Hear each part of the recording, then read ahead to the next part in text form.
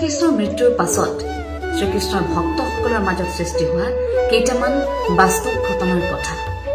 বাকে বিহাৰী অৰ্থাৎ বেকা বিহাৰী ভগৱান শ্ৰীকৃষ্ণৰ এভাগ বিশেষ মূৰ্তি যি ভাগক কোৱা হয় বাকে বিহাৰী।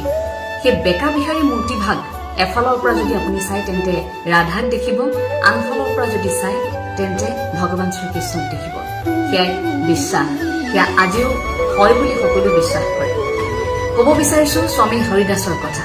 ভাৰতবৰ্ষৰ ভক্তি আন্দোলনৰ অন্যতম এগৰাকী গুণীধৰ্তা স্বামী হৰিদাস, এগৰাকী সৰুতজ্ঞ। স্বামী হৰিদাসে যদিও জন্মগ্ৰহণ কৰিছিল আলিগড়ত, কিন্তু ভগৱান শ্ৰীকৃষ্ণৰ ইমান ভক্ত আছিল যে স্বামী হৰিদাস নিধিব নেৰি থাকিব পৰা নাছিল। গতিকে বৃন্দাবনৰ নিকুঞ্জ বনত স্থায়ীভাৱে থাকিবলৈ লৈছিল।